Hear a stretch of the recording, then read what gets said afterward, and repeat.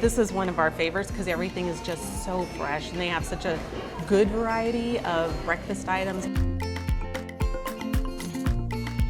Normally I love their, it's a mango Bellini. They have amazing mimosas and bellinis, but that's usually our other thing that my husband and I, when we come together after a hard week. The enchilada, cheese, Sonoran sauce is to die for. I have that every time I come here. This is a tale of 2 restaurants, 1 historic building, and 1 small town. I always say that Litchfield Park is probably the last small town in the valley. We're only 1.5 miles by 1.5 miles. The city of Litchfield Park is about 25 minutes west of downtown Phoenix. While small, it has a huge history. They built this in 1918, all adobe, except we had a fire in 1943 and part of it got rebuilt, and you can probably see parts of it in here are brick and parts of it are adobe. It's really a very cool old building. One of the few left probably in the valley. Pete Mahoney owns Park Cafe and Old Pueblo, the 2 restaurants in this original adobe building, a balance of old and new that still celebrates its history. I have a lot of pride in this community. I was a city councilman for 20 years, and I love the fact that I was able to create something that added to the history of our community. I helped preserve these buildings. I rebuilt them on my own, set the trusses. I put up plexiglass to save the adobe. It's just a point of pride for me that I was able to do this. Pete describes the food at Park Cafe as sort of a fusion of American and Southwest. The breakfast and lunch menu is made up of a variety of favorites, like the chiliquillas, tortilla chips soaked in a red chili sauce topped with eggs, 2 unique burgers, and the tuna tower, a summer special so popular it'll end up on the permanent menu.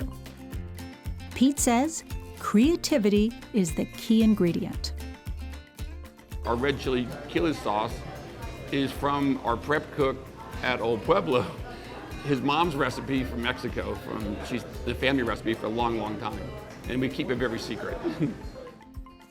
Old Pueblo Cafe and Pub is the lunch and dinner restaurant at the other end of the building.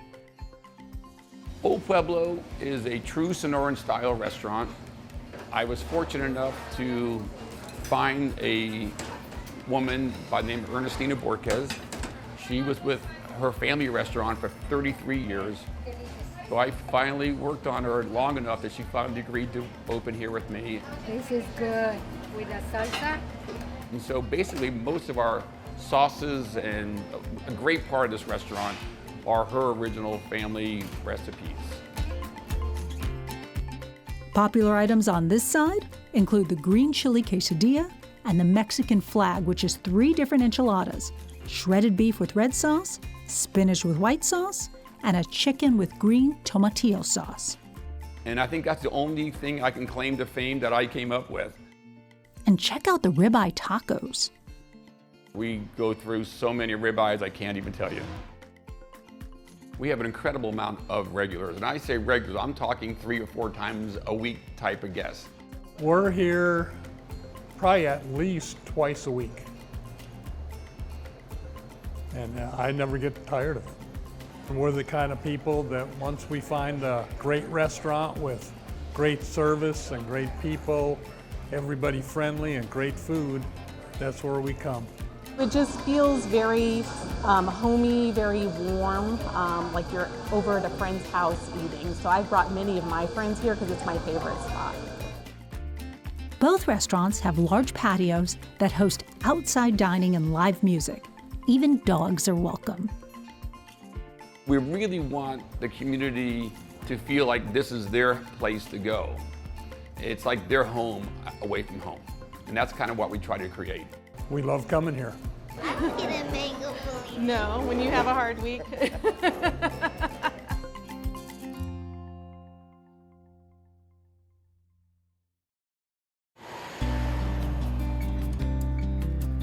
Outside the Wigwam Resort in Litchfield Park, It's the typical hustle bustle of any city.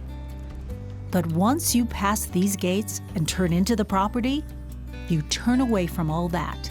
In no time, you feel like you're a million miles away.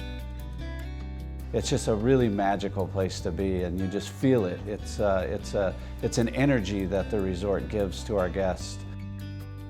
As you drive in, you are greeted with palm trees, bright flowers, and meticulously manicured lawns.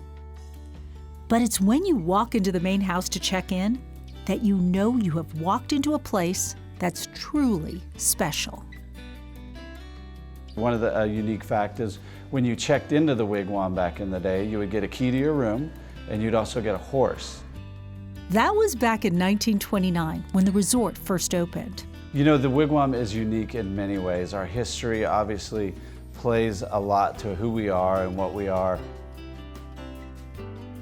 The organization house, which is the room we're sitting in right now, was built in 1918 when the Goodyear Tire Corporation bought 16,000 acres of land in Arizona to farm long staple cotton to develop tires out of and make their tires stronger when they were taking inner tubes out of tires and before steel belts. The organization house was originally built so all of the ranchers could have a place to stay when they were working here. All of Goodyear's executives would have a place to stay, and that's what started the Wigwam. It would soon evolve into one of the most exclusive desert resorts in the country. And then in 1929 on Thanksgiving Day, we opened up for our first guests. We were able to house 24 guests at the Wigwam Resort. The Wigwam quickly became a vacation destination, and they needed to expand. Several new buildings called wickiups were built, allowing as many as 66 guests at one time. In 1930, we opened our first 9 holes of golf here.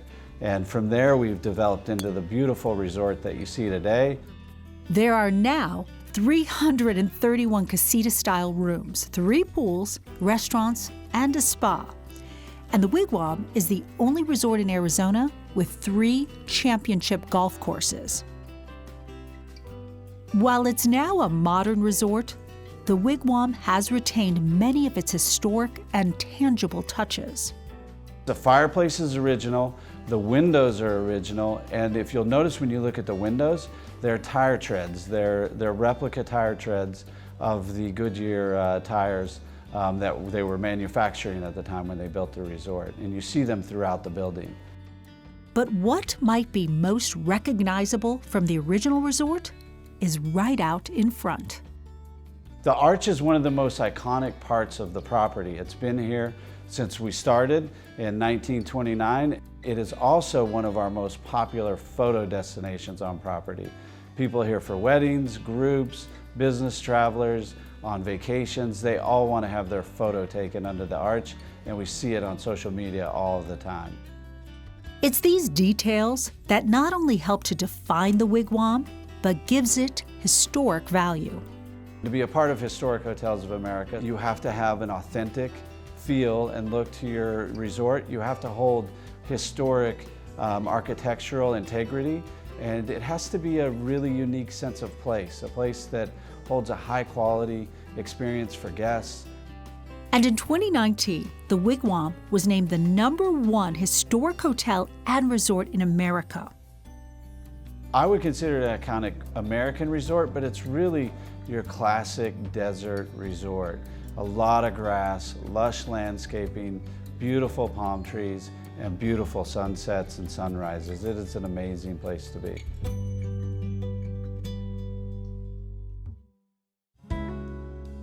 Arizona Highways TV is brought to you by APS, making every day brighter, and the Arizona Office of Tourism. Every day, helping, caring, supporting. Every day at APS, we're here to help with bill assistance and more when you need it most. Lower your bill with our energy support program. Qualified customers save up to 25 or 60% every month. Pay down your bill with crisis bill assistance and other programs and resources. Learn how you can get help with your bill at aps.com/brighter.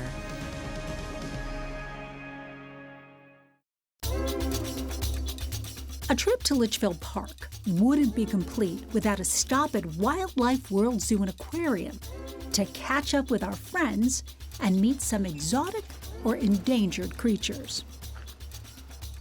This is Kiko. Kiko here is a blue and gold macaw. These guys are native to South America. You can find them in that nice Amazon rainforest.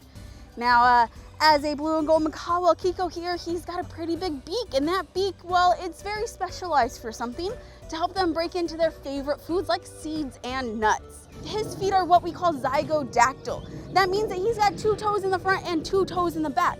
And that allows him to grip and grasp on all of those nice branches, and it allows him to do something pretty fun. Kiko has learned kind of a fun trick. He's got a funny sense of humor. Kiko, can you flip the bird? You flip the bird? So he's got very strong feet that allow him to even hang upside down if he needs to. Now Kiko, he likes to show off some other things. He spends a lot of his time in the gym. What do you think, Kiko? Can you show your muscles? Oh yeah, show off those muscles. And of course, we have to end every gym session with a nice dance party. Oh yeah, nice dance party. Oh yeah, yeah, dance party. Now these guys, they are pretty smart. They've got the intelligence of about a toddler. And with that intelligence comes that toddler personality. So he screams, you know, for no reason whatsoever. Of course, always wants the attention on him and does things when he wants to. Now these guys, they are pretty popular in the pet trade, and that's actually one of the reasons that these guys are considered endangered. The pet trade as well as deforestation of their home. Now if Kiko were to show off this nice Brazil nut trick, we'd also show how these guys can help their natural environment, because when they break into a nut, well, they drop a lot of pieces down to the ground, and that helps other animals who can't break into that nut or who can't get up as high into the trees. And anything that doesn't get eaten by other animals, well, it can try to take hold in that ground to make sure that their forest can continue to grow, making sure that there is food and habitat for future generations. Yeah. Now these guys, they can live to be about 60 to 80 years old. Kiko here, he's about 20 years, so we've got quite a bit of time left. What do you do? Kiko's gonna make me a pirate today. Yeah, that's okay, Kiko. Yes.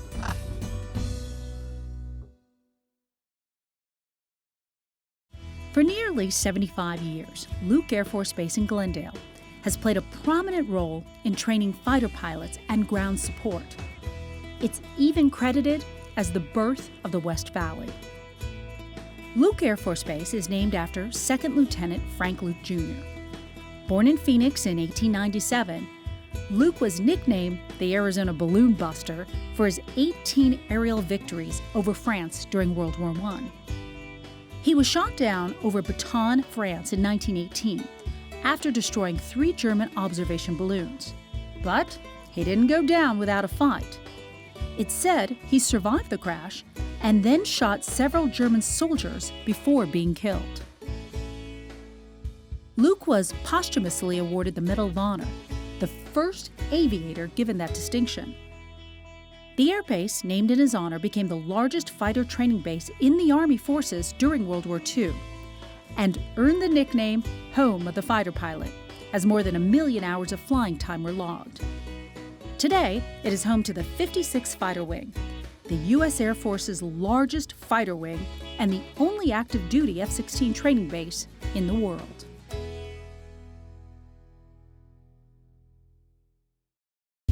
Subscribe to Arizona Highways Magazine. 1 full year, 12 issues, is just $18. That's $6 less than the regular price.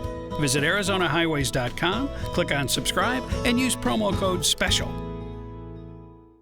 Did you know that 1 in 7 military families face food insecurity? Military Assistance Mission provides financial and morale support to Arizona service members, their families, and wounded heroes. Every donation helps those fighting for us to focus on their mission and not their finances. You can help by donating to MAM for a $1 state tax credit. Military Assistance Mission, a helping hand for those who serve. Please donate today.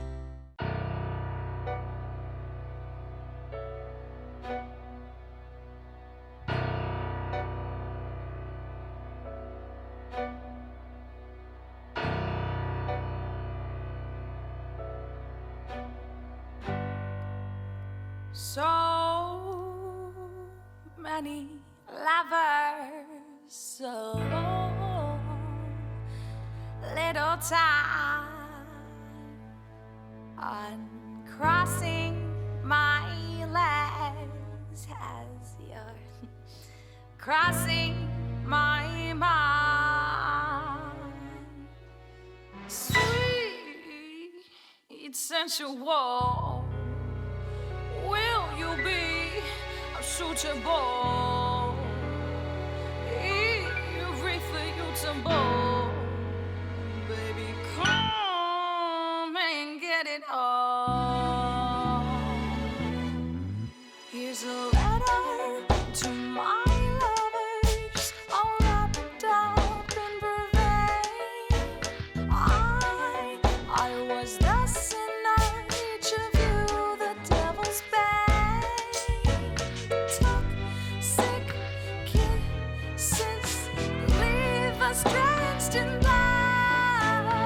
Love-sick bridges burn when we give up.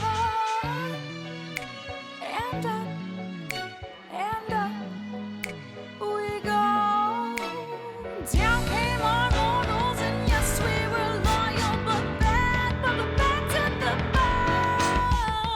I wouldn't change our molten love affair.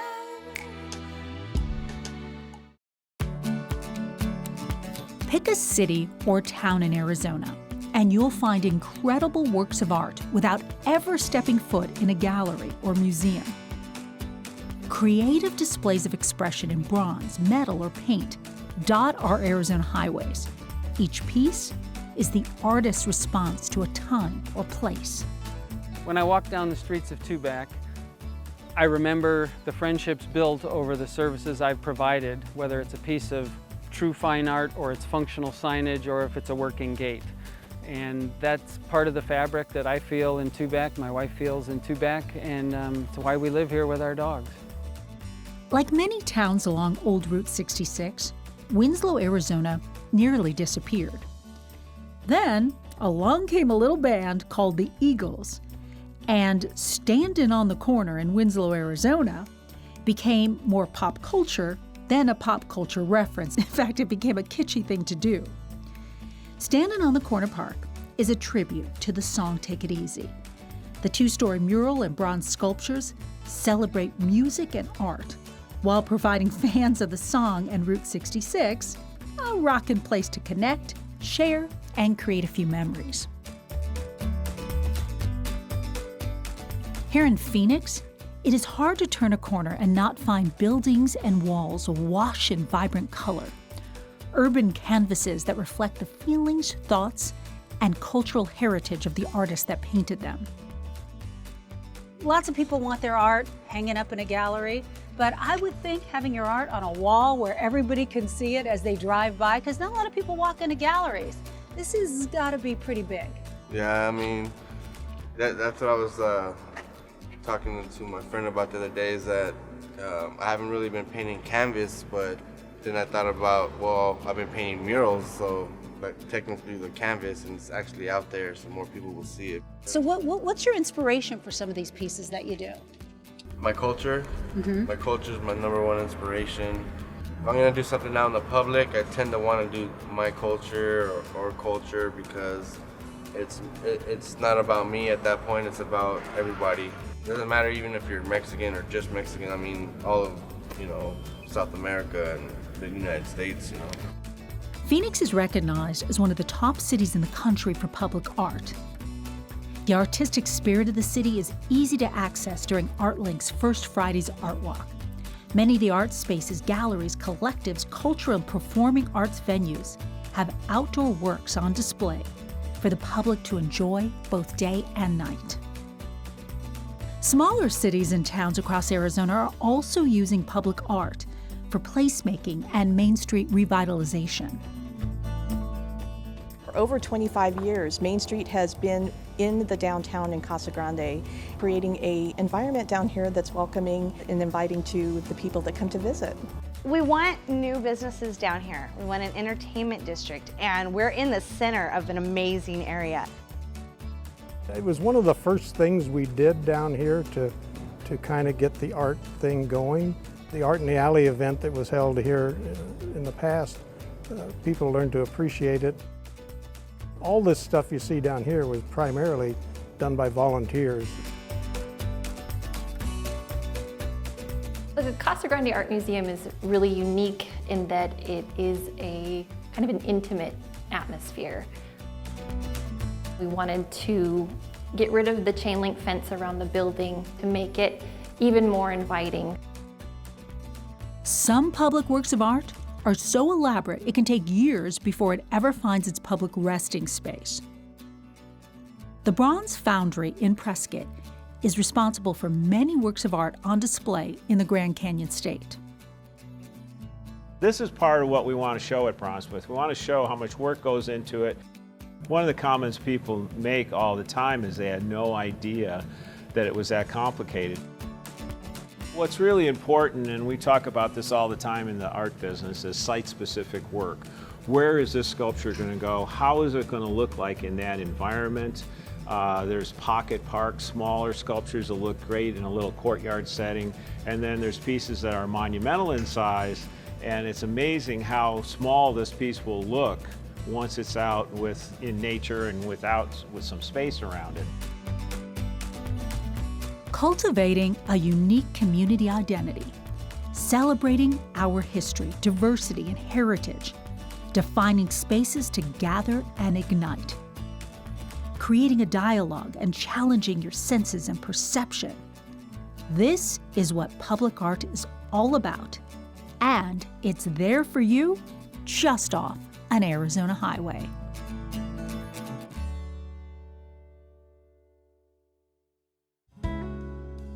Arizona Highways TV is brought to you by APS, making every day brighter, and the Arizona Office of Tourism. Every day, savings, energy efficiency, rebates. Every day, you have ways to save energy and money. Schedule a home energy checkup for savings recommendations tailored to your home. Find rebates on smart thermostats, appliances, and more at the APS Marketplace. Compare your rate plan options and switch to the plan that would have saved you the most money. Find ways to save at aps.com/brighter. There's golf here dating back to 1929. There was golf at some sort here. The Wigwam Country Club had a golf course here in the 50s. While Arizona may be synonymous with championship golf, there's only one Arizona resort that can claim 3 championship courses. What makes the Wigwam very special is we have 54 holes here. We have 3 golf courses on property. You have Leo Simonetta is the director of golf here at the Wigwam. Gold and Blue were built in 1965 by Robert Trent Jones Sr., who's a well-known golf course architect. Leo says part of what makes the courses so challenging is that they pose a bit of an optical illusion. A lot of times the second shots might play a little longer for you than you expect because of the elevated greens and the fact that the greens are angled against you. Leo says while the third course, known as the red course, is a little more player-friendly, it's not a walk in the park. What's also unique about these 3 courses is that you don't have to stay to play. The Wigwam Golf Club offers a membership, or you can simply call up and book a tee time. It's a very popular golf course amongst locals. It's a great place to come play in the summertime. We got lots of shade here, lots of big trees on property. And with such lush green fairways, it's pretty easy to forget that you're in the middle of the desert. People always refer to it as an oasis. It's kind of a little oasis in the desert. We have a lot of greenery, which you don't see. Golf courses these days wouldn't be able to be built with this much grass. And the Wigwam just might have the best-kept summer secret. It's been shown that even though it's hot out, it can be 110 degrees out, we're in a golf course, it can be 5 or 6 degrees cooler, especially when you're moving along in a golf car. Sorry, Wigwam, your secret's out.